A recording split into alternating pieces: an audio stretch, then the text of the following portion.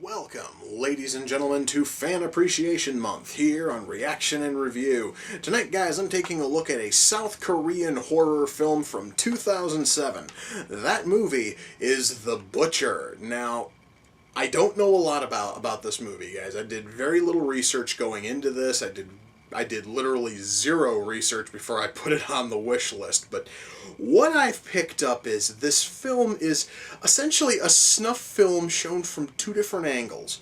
So one way we are seeing it from the point of view of the killers, it's basically a traditional simulated snuff film, found footage film, so on and so forth. But then the other point of view is from the point of view of the victim, which sounds really fascinating to me. I really don't know why, but there's just something about that gimmick, that concept, that just sounds really, really interesting to me. And I'm kind of hoping for it to turn out to be something cool. But the only way for me to find out is if I shut up and I push play, and I'm going to do that right now. So, without further ado, it's time to kick back, relax, and check out The Butcher.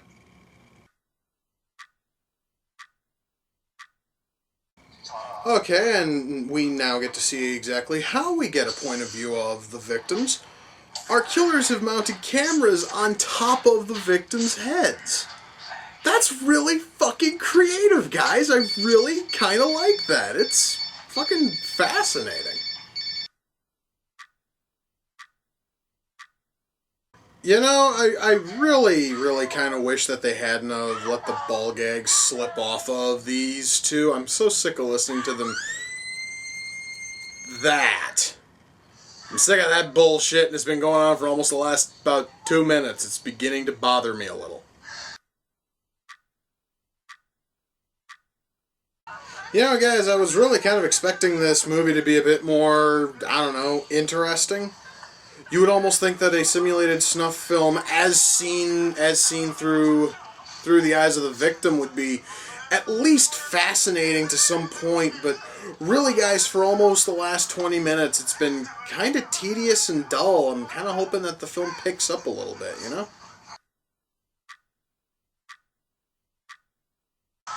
Well, I never thought I'd live to see the day when I could see rape from the victim's point of view, but motherfuck, this movie is just giving it to me, and it's probably one of the most creepy and disturbing things I've ever seen in any film ever. Dear God, is this going to stop anytime soon? Alright, well, I have a question, a real small one. Now, if our killers were willing to let this victim go, why did they let him keep the helmet-mounted camera?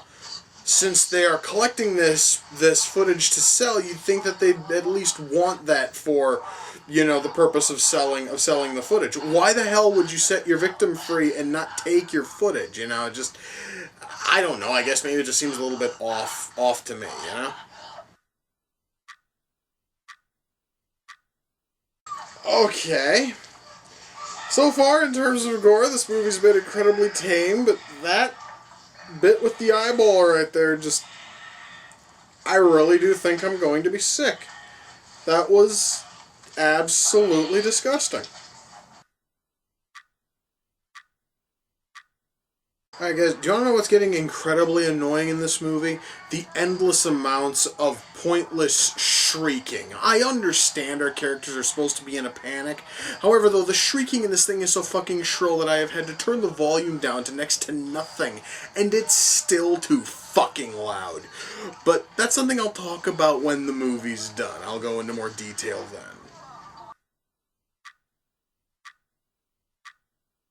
Well, guys, that was The Butcher, and that ending, I'm Not real happy about the ending, but I don't really want to spoil that. I'm shutting the movie off. Okay. Wow. Well, I guess before I jump into the actual review itself, I should state that this is probably one of the best simulated snuff films I've ever seen for reaction and review. However, these also are the only simulated snuff films I've ever seen. I don't make it a habit of watching these fucking things. But anyway, out of all the previous simulated snuff films I've seen, which of course just are made up of August Underground's Mortem and the first two Guinea Pig films, this one towers over all of them in terms of, no, actually, it's kind of on level with the first Guinea Pig in terms of, quality. And however, though, it towers over all of them in terms of story. And I guess I should start with the writing, since this shockingly had some slightly strong writing. I would like to first start off with the dialogue. I'd like to state that the DVD does not come with an English dub, so we are left to deal with subtitles, and this is more a technical limitation from Palisades, the company who put out this DVD. But the subtitles are almost all broken English. You normally have to sit there and you got to read the subtitles oftentimes 2, maybe 3 times to finally figure out exactly what the hell they were trying to say, which is normally a terrible thing. It also doesn't help that, and I can almost tell you that this is completely off from what was in the film, but about 98% of the dialogue is swearing.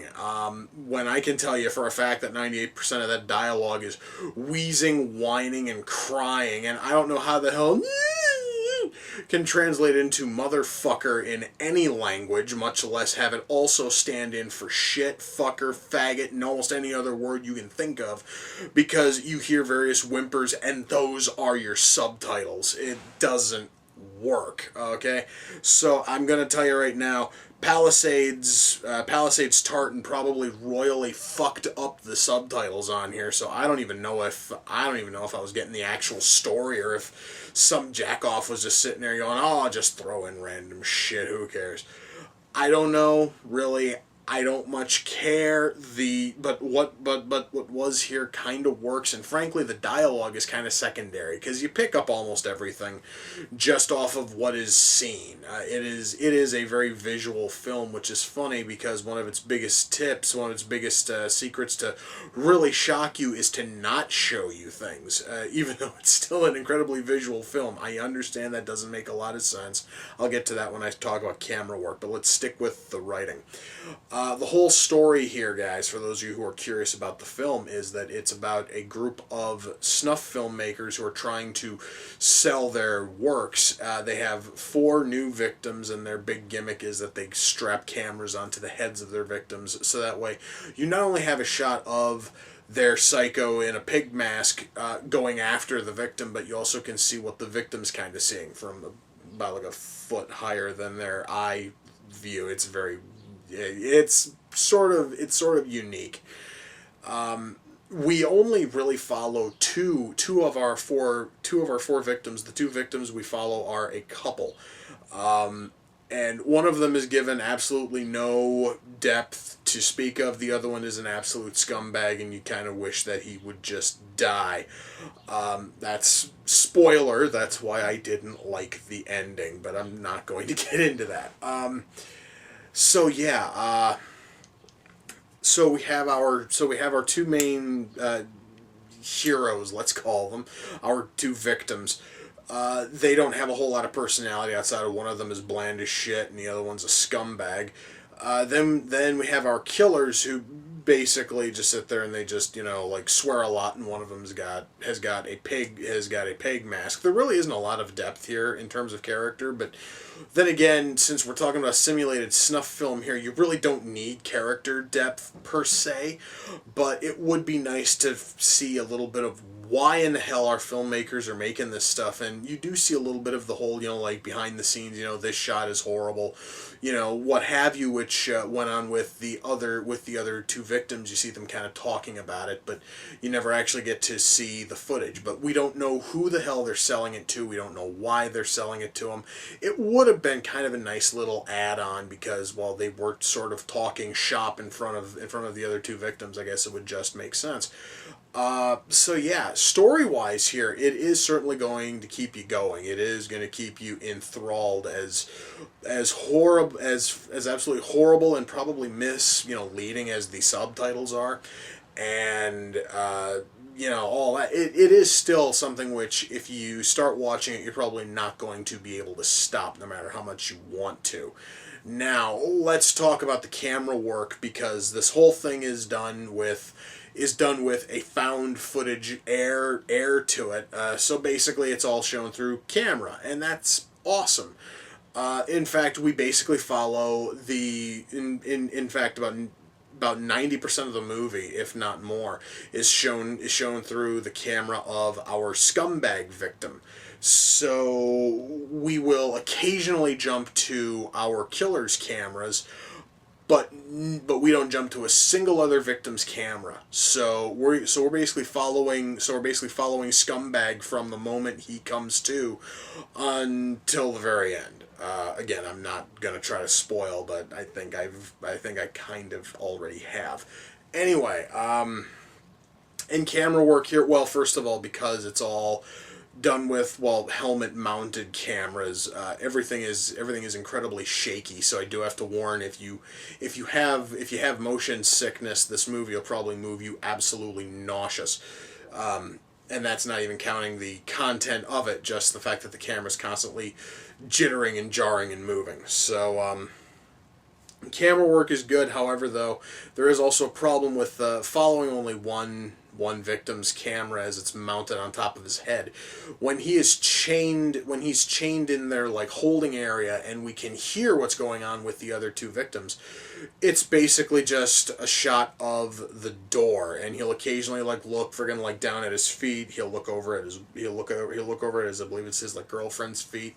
We'll look over at her. We'll look up, and he will look up at the ceiling, and he focuses right back on that fucking door. There's very little dialogue there. It would have been something that I would probably have said that they could have cut. However, considering the fact that this movie's already an hour and 14 minutes as is, I really don't think that cutting about 6 fucking minutes of this guy just staring at a door and then staring at his feet, looking over at his girlfriend, and just looking around, just trying to catch his bearings, even though we the viewer pick up on it after about 2 minutes, would probably have hurt this film more than helped it. So really, it was padding that had to be there in order to justify a decent runtime, I guess. That's kind of how I would put it. So otherwise, everything else is good though in terms of camera, because everything is handled really well, and they also have that really nice touch where different cameras are naturally from different brands, different qualities, different sources. So we have picture quality which looks different from camera to camera, which is a nice little bit of realism which they threw in. The acting, well, I've never watched a film from South Korea in my life. I'm not ultimately familiar with the Korean language, and again, because the subtitles to me seemed incredibly misleading for a fair run of the film, I really can't judge acting. I just can't. I could not tell you if this acting sounded, believable, because most of it was shrieking and screaming, which apparently in Korean equates to any and all swear words you could possibly think of. So yeah, acting, I cannot comment on acting, which is a very rare thing. I usually can at least I can usually kind of ballpark it. I can't hear, because frankly, I'm just going to say this. The crying you hear oftentimes sounds incredibly fake. However, though, I'm not sure how I would sound if I went through that kind of torture, okay? That, too, in terms of writing, I kind of meant to cover this. It also is an incredibly visceral film in the sense that we get to see We get to see everything from dismemberment to rape from the victim's point of view, which is still probably one of the most disturbing things I've ever seen in any film. In fact, just thinking about it, it just kind of sort of makes me cringe just slightly. It's not fun. Anyway, the acting's good, the camera work is good, the lighting here is good, the story here is good. Really, guys, if there's really anything I could fault on this, it would be the big fault is the sound mix. I mentioned earlier that there's a ton of shrieking and screaming and squealing, and I had to turn the volume down on it because it was making my speakers crackle. Mind you, I had the volume low to begin with. The very fact that everything else was balanced perfectly, and then we suddenly get this shrieking and this squealing, which I understand is supposed to be a little bit louder, but it comes out almost 5 times louder, it seems, than any other bit of audio in the entire film. So that means that the mix here was absolutely messed up. And when you get to those scenes where we have characters just sitting there, just standing in place screaming, which happens quite often, you are going to have to turn the volume down. And the fact that you have to screw with the volume mid-film is not a good thing. So that also is a warning. You guys are going to want to keep your hands on the fucking, volume buttons, just because if you value your speakers, you're going to want to turn it down at times. Ultimately, am I able to recommend the Butcher? Tough call. Really, I'd say if you've ever been curious about simulated snuff films, or you want to see a slightly more gruesome and graphic version of a found footage film, then yeah, by all means, you go right ahead and you pick it up. Otherwise, avoid it. This thing, honestly, guys, it was fascinating. It has a very interesting gimmick to it, but I don't see myself watching it again anytime soon. Frankly, I am kind of happy that I had a chance to watch it. But once more, it really doesn't have that spark that's going to make me want to go back and watch it again in like 2 weeks or a month or a year. I would probably be happy if I never watched this thing again. It basically is a curiosity that might be worth checking out once and then completely forgetting about afterwards. Now, The Butcher came off of the Amazon wish list. The person who sent it in is a YouTuber, and his channel is youtube.com/user/the expatriate 700. So yeah, dude, thank you. Because when people were asking me about this, I was just kind of curious about it. I really didn't do a lot of research going in, and when it finally showed up, that right there is when I started doing a little bit more digging, and it sounded really fascinating, and it is still a fascinating film. And I am kind of happy I saw it. But again, I'm probably never going to watch it again. So it was certainly worth, though, checking out once. It just doesn't have that repeat view like viewing appeal. And guys, if you could please swing on over and check out his channel once more. That is youtube.com/user/the expatriate 700. Swing on over there, check him out, and if you happen to like what he has, I'm going to assume that it is a he, and if not, I'm sorry. Sub him, and once more, dude, thank you. And wow, really, I think I have to go and lie down after some of the things I witnessed in that film. I really do feel like I am going to be violently sick. So, yes, guys, with that, we come to the close of another reaction and review. Until next time, ladies and gentlemen, take care, and I will see you all in the near future. Peace.